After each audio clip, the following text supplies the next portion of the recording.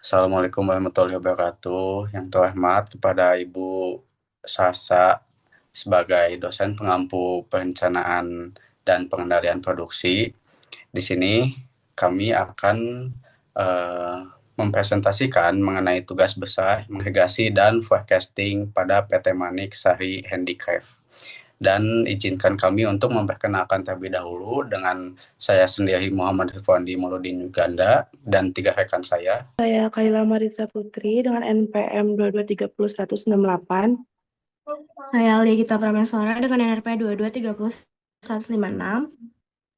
Dan saya Kayla Tahira dengan NRP 22301032. Lanjut ke materi yang pertama yang akan dijelaskan oleh rekan saya.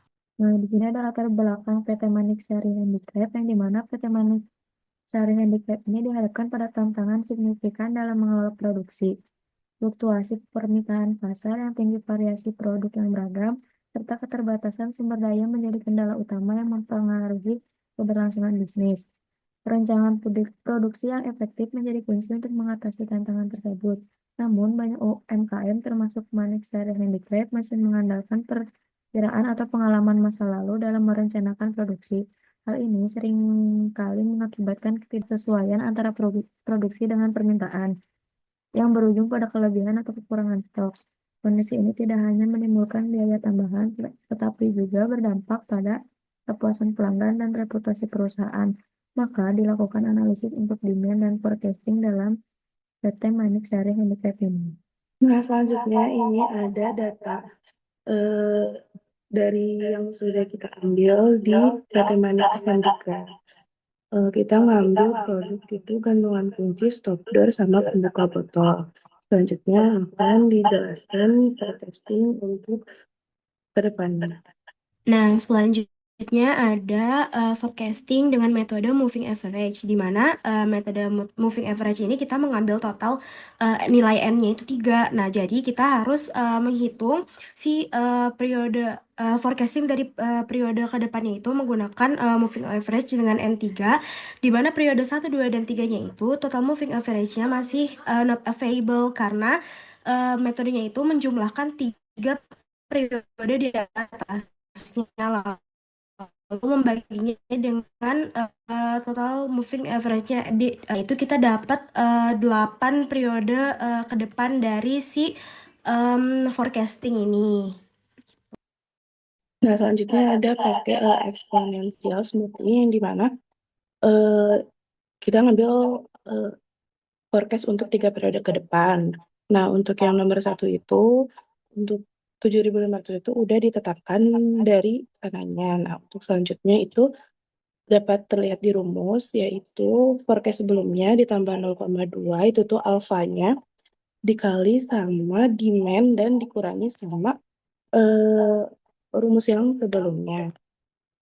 Lanjut dengan forecasting dengan menggunakan metode regress linear, yang dimana metode ini diawali dengan eh, menentukan nilai demand yang telah didapatkan dari metode sebelumnya.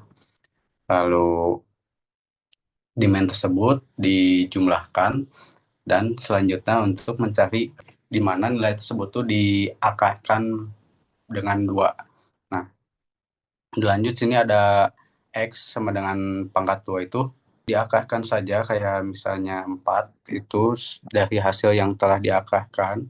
Lalu dilanjut untuk pengerjaan nilai XY, di mana nilai XY ini didapat dari eh, nomor yang dikalikan dengan angka demand.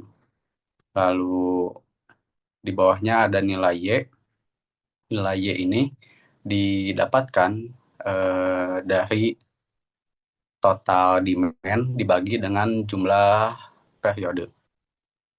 Selanjutnya, di sini juga ada pencarian nilai B atau nilai B atau nilai A, yang dimana nilai B ini didapatkan dari perhitungan total XY, lalu dikurangi dengan banyaknya periode, dikali dengan X bar, lalu dikalikan dengan nilai Y.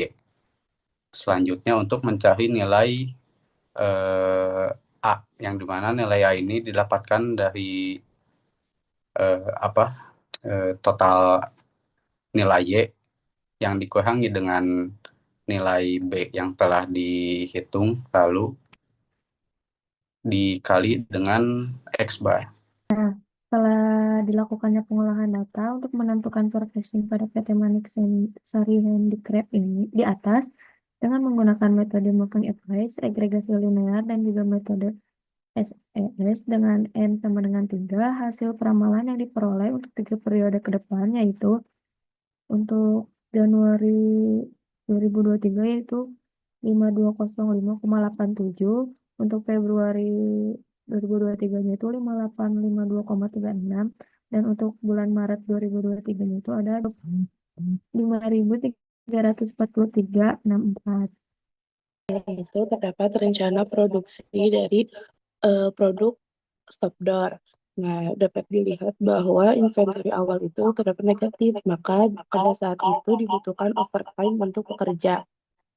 Eh, Selanjutnya, yang dibutuhkan overtime itu ada pada periode Agustus 2022 dan Oktober 2022. Maka dapat dihasilkan rencana produksi untuk 12 periode itu sebanyak 73.163 produk dengan rumus kecepatan produksi itu 252 unit per hari dan memakan waktu proses selama 10 unit per menit. Dengan tenaga kerja yang dibutuhkan itu sebanyak 20.183 orang dan overtime itu sebesar 30% dengan tenaga kerja awal itu 120 orang. Nah, untuk rencana biaya produksi, untuk biaya regular time-nya itu kita ambil dari rencana produksi dikali sama biaya regular time.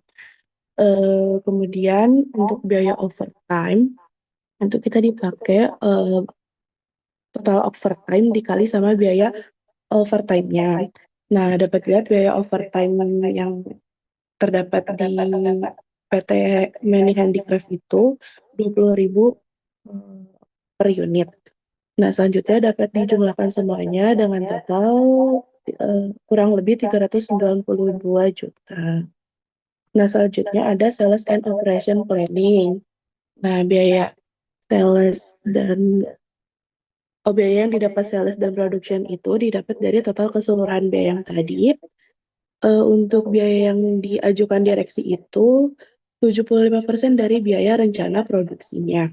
Nah, selisih biayanya itu untuk biaya yang rencana produksi tadi dikurang sama biaya yang diajukan sama direksi.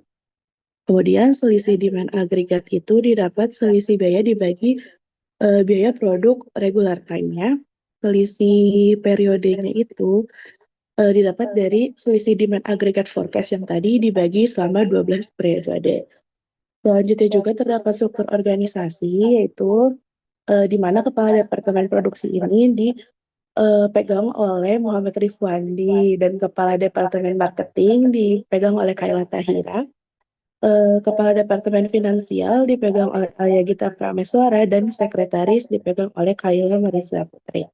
Selanjutnya ada Master Production Scheduling atau MPS, di mana di MPS ini angka pertamanya itu kita menentukan disagregasi dari yang tadinya demand agregat yang udah di forecasting itu kita di pisah lagi di dia di, di sagregat. Nah, cara di kita kalikan dan itu kan proporsinya 4%. Nah, kita kalikan si 5.205,87 itu dikali dengan 4%, maka dapatlah 2 stop door dan juga pembuka botol. Itu di disagregatnya dengan cara mengalihkan si demand agregat forecastnya dengan persentase dari proporsi masing-masing produknya. Nah, setelah itu kita juga mendisagregat total rencana produksi yang tadi udah didapat di awal, yang sebelum ini. Nah, itu tuh kita kalikan dengan proporsi juga sama dengan yang demand agregat forecastnya tadi. Oke, selanjutnya. Lanjut. Nah, ini nih si faktor konversi ini kan. Nah, faktor konversi itu dapetnya dari mana? Faktor konversi itu dapatnya dari si jumlah demand dari gantungan kunci itu dibagi dengan total demand seluruh produknya dikalikan dengan 100%, maka dapatlah 4%, 59%, dan 37%, di mana total persentase dari ketiga produk itu tuh harus 100%. Nah, setelah itu ada actual order, di mana actual order ini given. Jadi apa angkanya itu apa namanya dikasih lah gitu ya, given. Nah, di mana actual order ini merupakan order yang realnya gitu, yang em, didapat gitu di pasar. Jadi data dari pasarnya, dari si actual ordernya. Setelah itu kita mulai menghitung dari MPS-nya, di mana di MPS ini kita tuh kan dapat tuh tadi yang si demand aggregate forecast yang udah di disaggregate ya keduanya itu. Nah, itu tuh setelah itu kita masukin si data tadi yang udah di disagregat ke yang forecast, yang kolom forecast.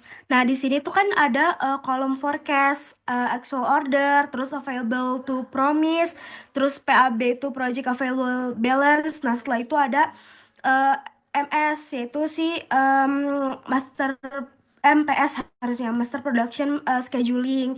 Nah, di mana terus ada juga di sini zona DTF sama PTF, di mana DTF ini demand time fence dan juga PTF ini planning time fence gitu. Nah, jadi DTF itu yang masih demandnya, dan terus yang PTF itu yang planningnya.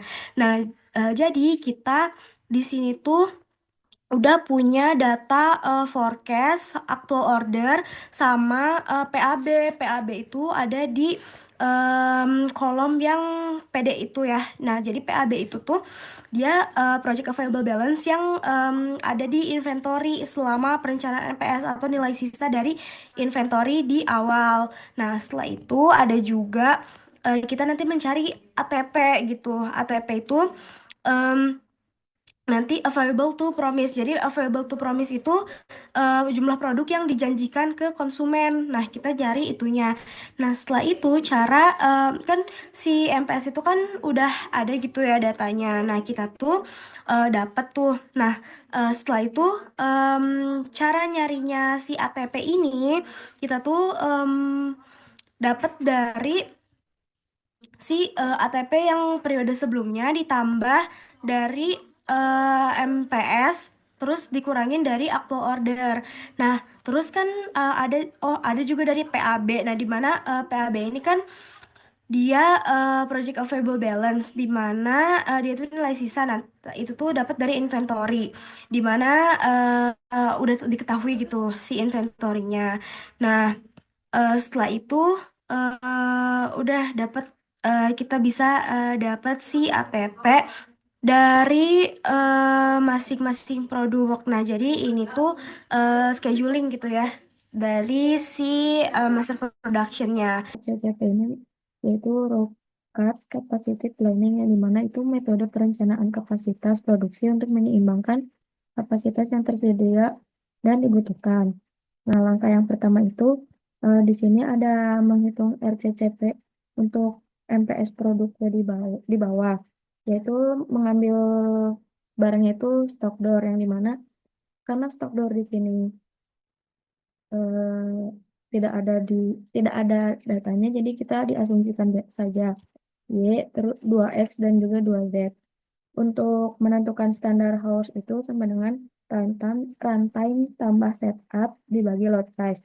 Contohnya eh, 10 ditambah 1 dibagi lot size itu hasilnya 10,1.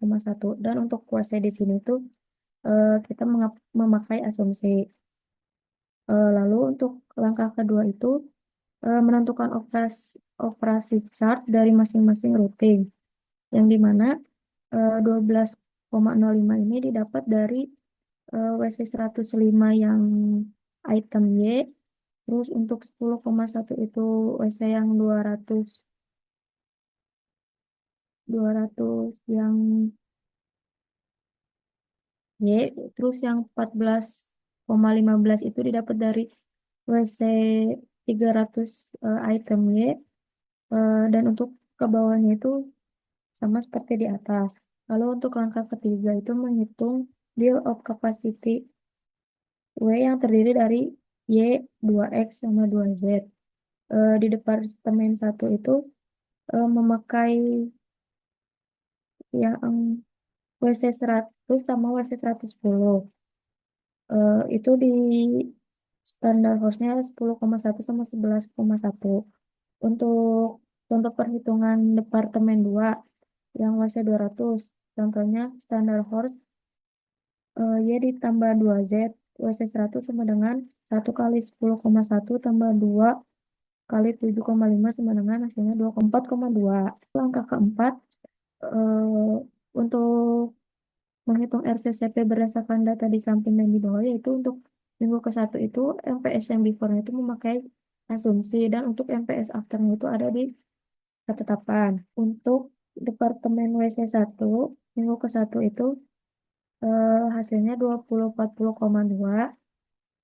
Untuk minggu kedua itu 3535 itu didapat dari standar host itu yang 10,1 dikali MPS after, dan selanjutnya pun sama.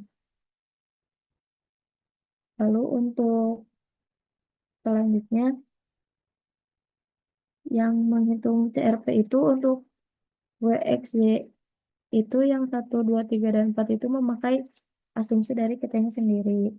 MFP atau Material Recruitment Planning. Di yang pertama itu ada bagian Bill of Material atau yang biasanya sering disebut BOM. Di dalam BOM ini terdapat 5 bagian yang dimana ada level, kode komponen, nama komponen, kuantiti, dan BOM itu sendiri.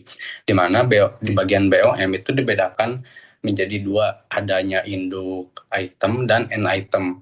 Induk item itu merupakan sebuah pengakhirahan dari suatu proses yang dimana misalnya diambil contoh di bagian assembly 1,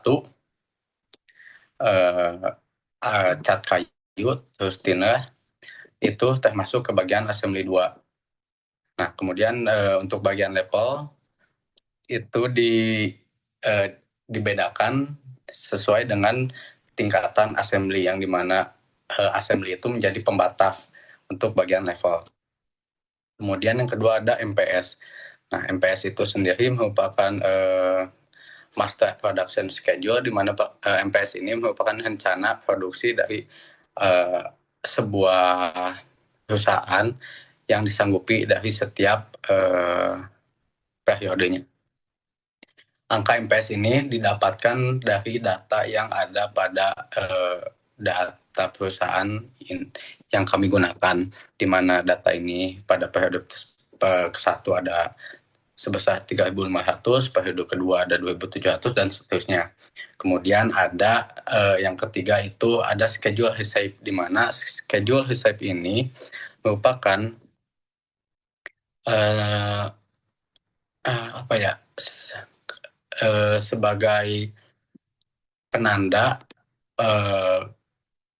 kesanggupan dari sebuah perusahaan untuk menyediakan sebuah produk dari setiap periodenya. Nah, karena di dalam data tersebut tidak adanya data schedule receipt, maka menggunakan data between dengan batas bawah sebesar 29.000 dan batas atas sebesar 32.000. Kemudian adanya yang keempat itu inventory status. Inventory status ini merupakan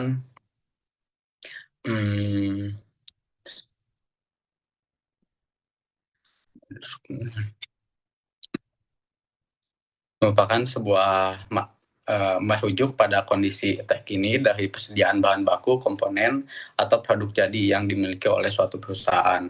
Nah, untuk inventory status ini membutuhkan data safety stock, kemudian lot size, lead time, dan on hand. Nah, untuk data-data ini didapatkan dari file yang berada di dalam jurnal perusahaan yang kami dapatkan. Kemudian adanya proses pada perhitungan level 0 untuk Untuk stop DOE, pada proses stop DOE itu dengan part 1 dengan lead time 1, safety stock sebesar 115, on hand sebesar 1340, dan lot size sebesar 2160. Kemudian yang pertama itu dicarinya GA itu merupakan cross recruitment yang dimana itu sesuai data yang telah didapatkan. Kemudian untuk mencari PAB1 itu menggunakan rumus